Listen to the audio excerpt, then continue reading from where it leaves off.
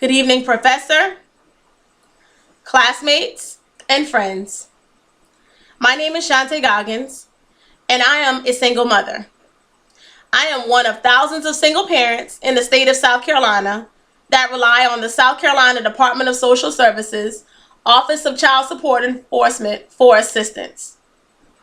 The purpose of the South Carolina Department of Social Services Office of Child Support Enforcement is to assist custodial parents in receiving and obtaining financial assistance from non-custodial parents for juvenile and minor children.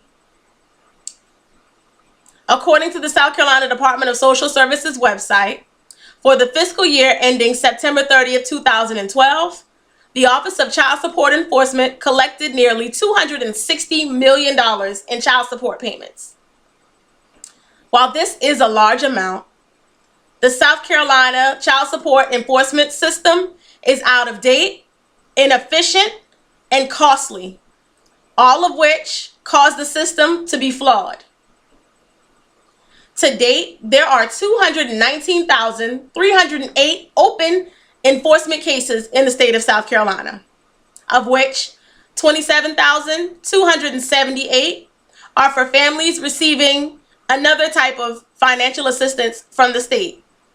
That leaves over 192,000 families that rely on the state for child support services only. The average collection for a child in a family on public assistance is $246 per month.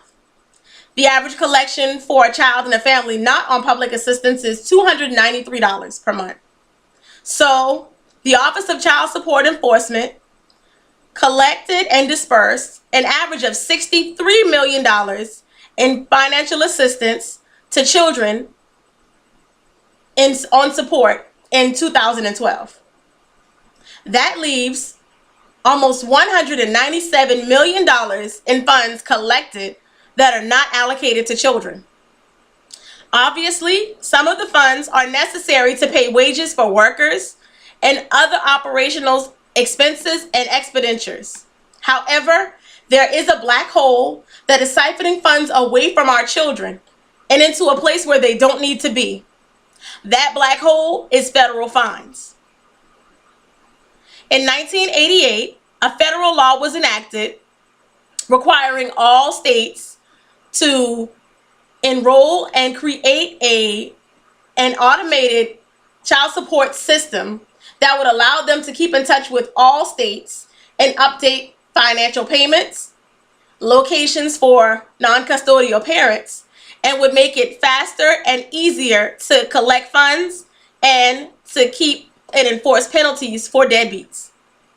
South Carolina, to date, has not got on board with this system. South Carolina still relies on their old system that does little, if anything, to enforce child support payments on non-custodial parents. The penalties in South Carolina that are imposed range from 30-day stays in jail, $1,500 fines, license suspension, garnishment of wages, tax benefits, and any other state or federal benefits. But this is not enough to keep non-custodial parents in line. This old system that the state of South Carolina relies on, to date, has cost the state $115 million in penalties since the deadline of compliance in 1997, according to WLTX reporter Rob Little in Columbia. South Carolina has hired 3 different companies to attempt to integrate and complete this computer system, with the latest being Hewlett-Packard, who was subsequently released from this responsibility in July of this year because they had not yet completed it, although they were the closest to completion.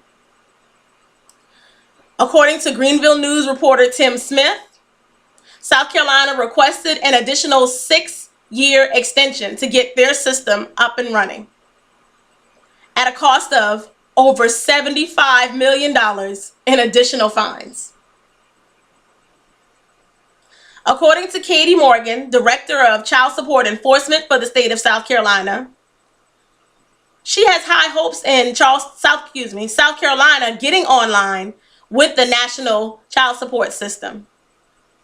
She understands that even though South Carolina is out of date and out of touch, she feels that they are doing everything in their power to get themselves on board. She believes that once South Carolina is on board with the national system, that South Carolina will be able to allocate an additional $26 million in funds to children in need of financial assistance. While $26 million may not seem like a lot, $26 million would be just the push necessary to put the collection of child support enforcement funds and the money allocated to children over half.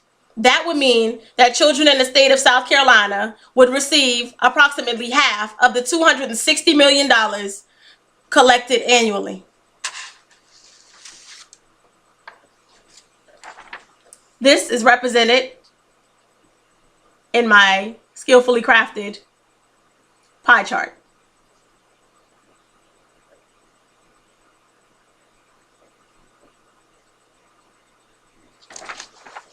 As I stated, the South Carolina system is obsolete, out of date, costly, and inefficient.